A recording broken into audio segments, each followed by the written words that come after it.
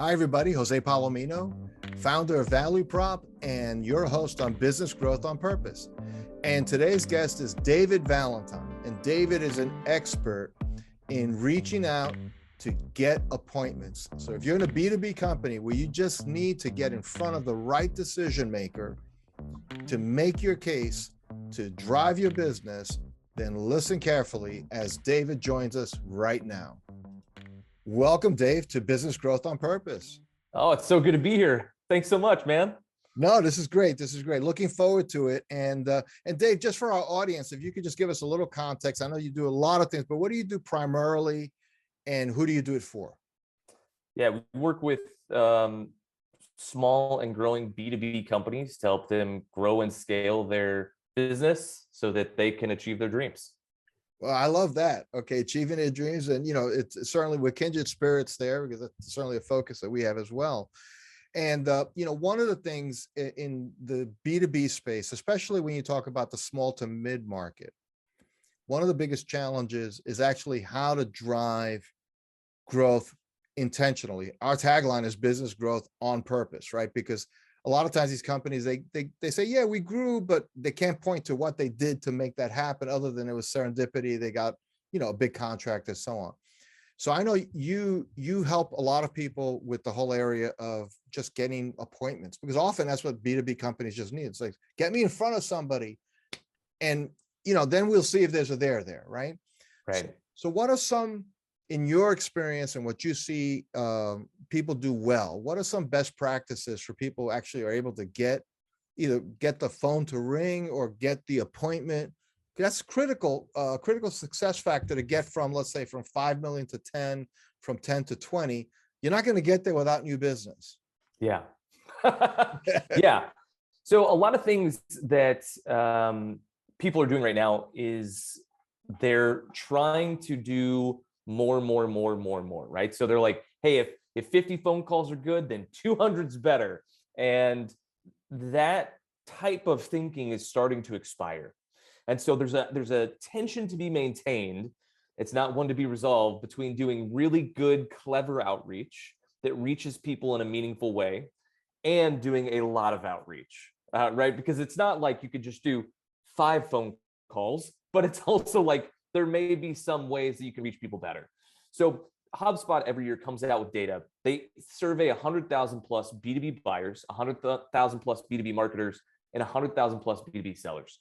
Here's what they figured out. B2B buyers, 78% of them said, hey, I want to be hit up via email. I want to be sold via email, and I do not want to be sold in any other channel, right? They don't want to get calls. They don't want to get hit up on LinkedIn. They don't want to be sent something on social media, right? They honestly want to be hit up in their email. So number one, Dave, can I just pause you then to hold the outline? All right. Because because this is such a rich area for me to just dig in a little bit on this one thought, because I working, again, 17 years at Value Prop, working just business owners all the time. They're all, I shouldn't say all, most are very afraid of, I don't want to feel spammy. I don't want to overstay my welcome. So they are actually very email averse to send out emails. Big companies aren't, and the guru sphere isn't. Where they're sending out, I get 10 a week from the same guru, right? Right. But a lot of these small businesses would benefit from that very point that you pointed out in HubSpot. I like you to just think, respond to that a little bit.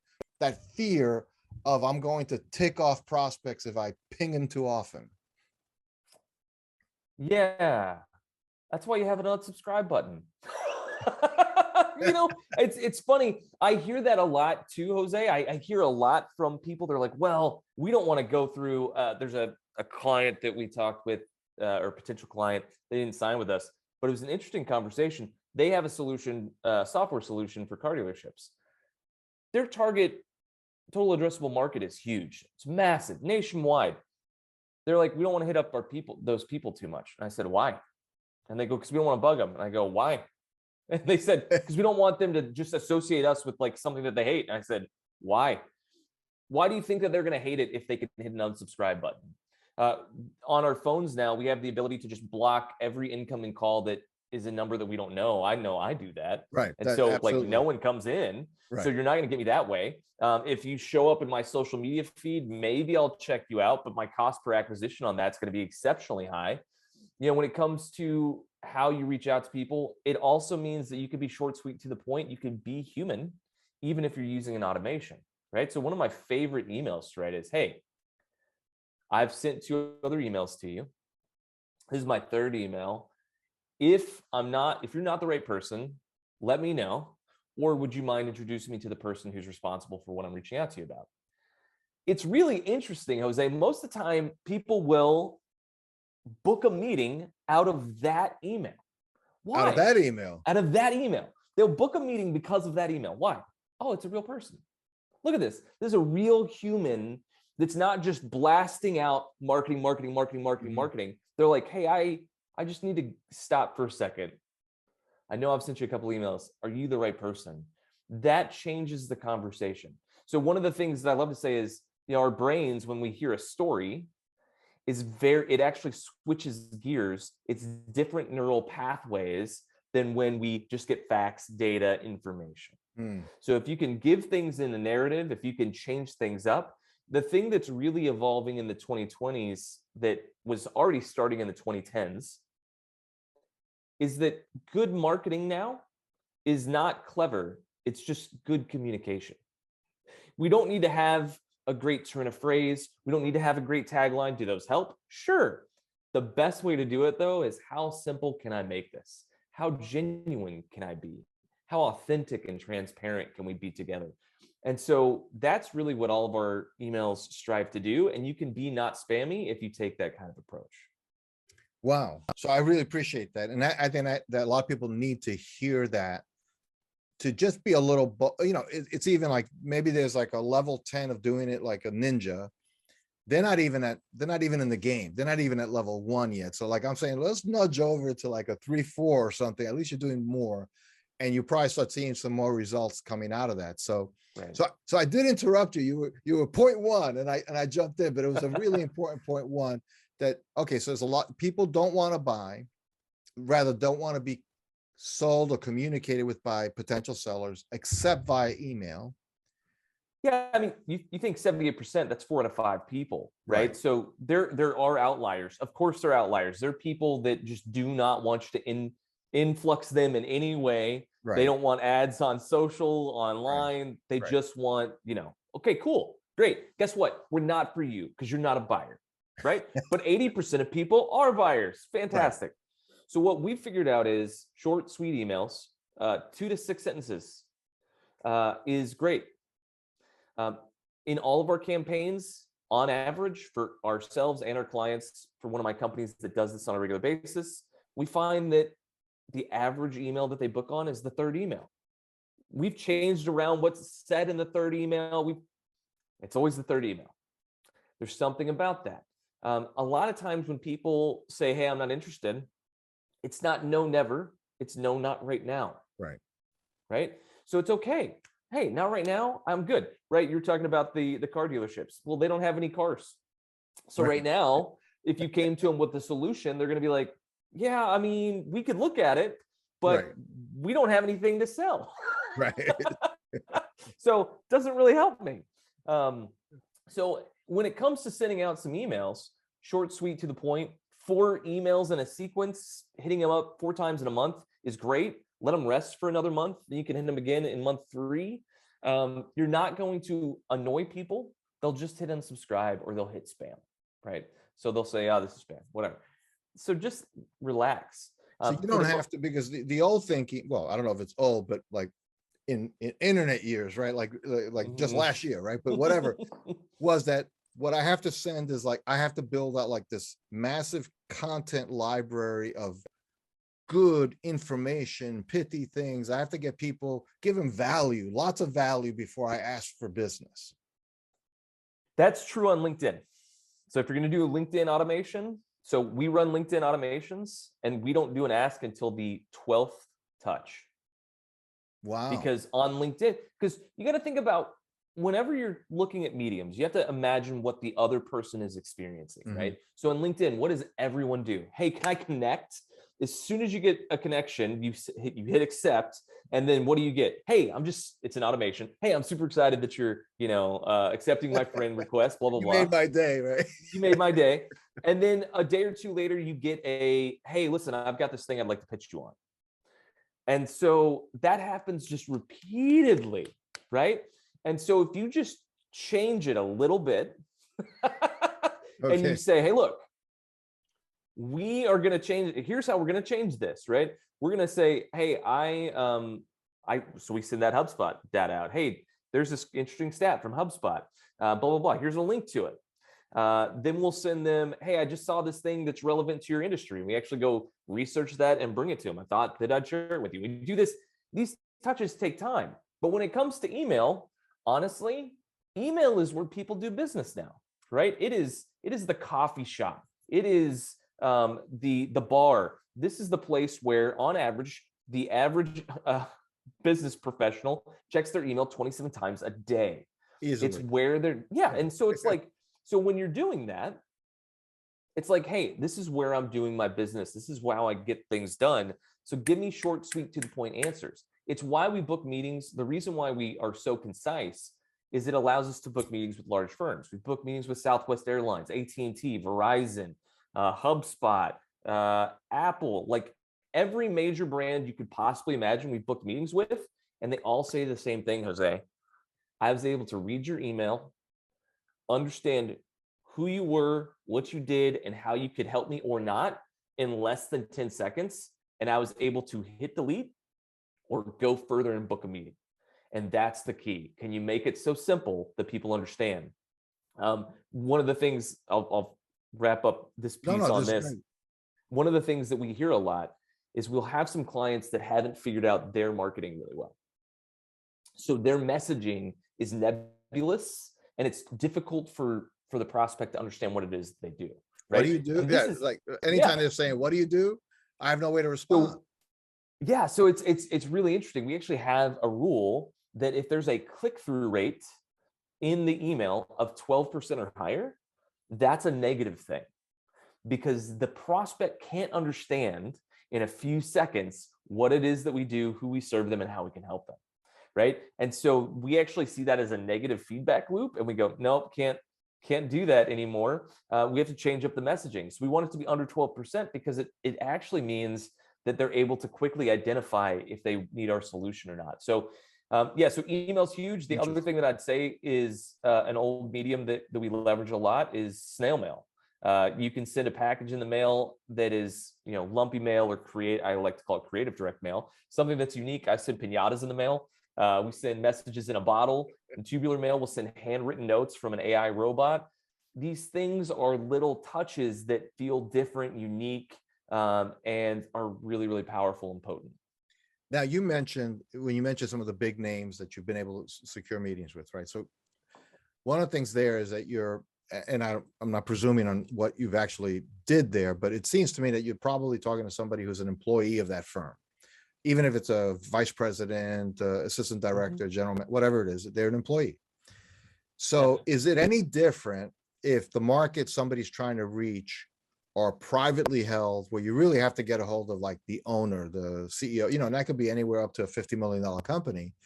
Do they behave any differently in response to email and so on? That it's not really somebody in their management team getting pinged, but it's the top dog. Have you found any difference in that behavior of yay or nay very quickly? They're easier to get to.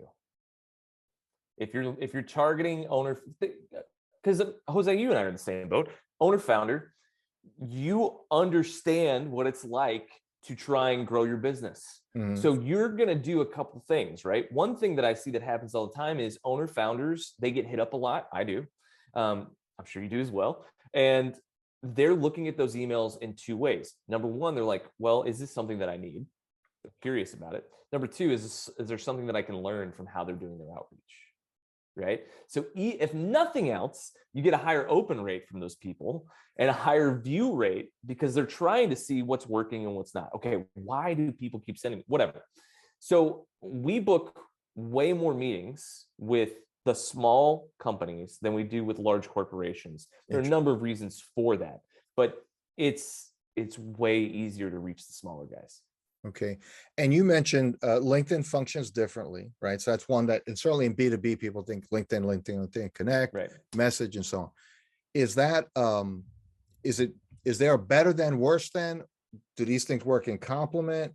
If you had to choose, like you get to choose one silver bullet with the werewolf, which one would you choose? Email. Okay. Right. So the average person checks their LinkedIn once a week. Okay. You just have more eyeballs than email. You're just going to have more people checking, more people engaging. And LinkedIn, in the messages in particular, has become a place where you are simply going to get spammed to death. That's just the nature of the beast. And it feels more spammy in that environment than, although email could be very spammy as well on that end, but they process it differently. Yeah, it's a different process because you got to think about, when a person goes to LinkedIn, what do they expect? They expect that they're going to see, they may be going there to network, right? So they're like, hey, I'm going in to go into some groups, to post some content, to network, I'm going to go like this, I'm going to go whatever, right? They're going there, maybe they're going to hire, maybe they're going there to get a job, whatever that is, right? They're using it as a networking platform. And people don't engage with it that often. And its user interface is a little bit more clunky than the other social media platforms. Right. And so what ends up happening is you get all these people that are doing connection requests, and it's not like Twitter or Facebook or Instagram or TikTok where it's like, hey, I just want to follow you. And then they may engage with your content, but they're not going to send you a direct message saying, hey, can you buy something from me? Right. It's a very different experience. Whereas in email in its essential function, right, is a, hey, I need to exchange information with you. I need to give you something and have a response. So we're looking at email differently because it is different. It's a place where communication is expected, and we're expected to get, even if it's not being pitched from another B2B company, we're still expected to get, like, I don't know, a message from Dunkin' Donuts or right. No, absolutely. So like it's a place where we expect to see an advertisement or a marketing piece. Right. Uber Eats still wants me to use them, and, and that kind of thing. Well, but that raises just one last question. Dave, this is fabulous stuff. I mean, very helpful, I think, for our audience in a significant way. But one thing that also, with, again, and my emphasis is always going to be smaller businesses trying to do any of this stuff, right? Yeah. So one of the challenges is, owner says, I believe, but I only have like 475 names or emails to send emails to. What do I do? And I don't want to necessarily, I've been offered on one of those many emails I received to buy a list or to, so, and I'm afraid of can spam and all those other issues. So what's a good word for that individual?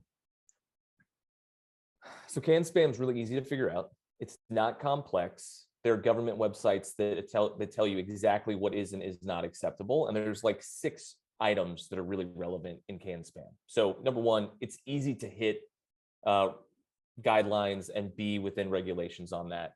Don't be afraid. Honestly, a frontline staff member could figure out can spam. When it comes to buying lists, there are databases that exist that we subscribe to, and you don't have to do Zoom info, which is unspeakably expensive. There are a lot of smaller ones out there that will give you a number of leads, a number of data points and downloads that you can download and then upload to an email sending platform. The thing that I'd say, this is the last point on this piece, if you're going to do it yourself, there are so many different nuances to making sure that your emails don't land in spam. It's incredibly complex. It's changing all the time. So my recommendation is you give it a Google, right? You give it a Google and you go, hey, where are things now? What's best practices right now? And there are things that you can do that would be helpful, but some of it is going to change. So some of the quick recommendations that I have, listen, go get URLs or domains that look similar to, but are not exactly like the one that you have. Create a female persona to send from. So someone that you don't want to have it coming from a dude. Your open rate, click-through rate, meeting book rate is going to be lower. We try it out every month. It always is the same. It just is. It's not a preference. It just is. It just is. Right. You can infer whatever you want into that data set. It's just true. Okay. And so anyway, so that's key. And then the last thing I'd say, this is going to be valuable to anyone that's listening. Whenever you're sending these out, take your case studies and shrink them down into a sentence. And I have a very simple formula for this. We worked with X company. We got Y result in Z time. You want that Z time to be as little as possible. 90 days or less tends to be the number that really elicits a response. If you can get it closer to 30 days, you're going to have a higher response, right? Mm-hmm. Obviously, that may be impossible for some people that are listening to this. And it's the thing that's going to move the needle for a lot of people is they want to be able to understand, what could I expect to see if I work with you? Wow. Well, David, I tell you, this is like awesome stuff, great stuff that we've had here. And if somebody listening, because you don't do this for practice, you do this for real. If they want to learn more about your business and specifically this area, where should they go to connect with you? Yep, they can hit me up, David at Avadel, AVADEL.agency. They can mention the name of the podcast in the headline of the email. And if they hit me up, we will get them on a guaranteed meeting plan. So a minimum number of guaranteed meetings booked on their podcast or booked on their calendar rather. And we'll actually give them an increase of 25% absolutely free. So our minimum plan starts at 100 meetings guaranteed for the year. We'll do 125 for the same price. And all they got to do is just mention this podcast. They can hit me up there and we can have a conversation. Fantastic. Well, David Valentine, thank you for being part of our show here at Business Growth on Purpose. We really appreciate it. Thanks for having me, Jose. Thanks for listening to another episode of Business Growth on Purpose. If you like the show, hit subscribe and leave us a review to help other people find the podcast. And if you're ready to take the next step in driving intentional growth for your business, come check out what we're doing at valueprop.com.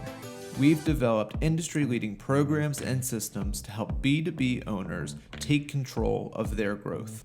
Until then, thanks for listening to another episode of Business Growth on Purpose.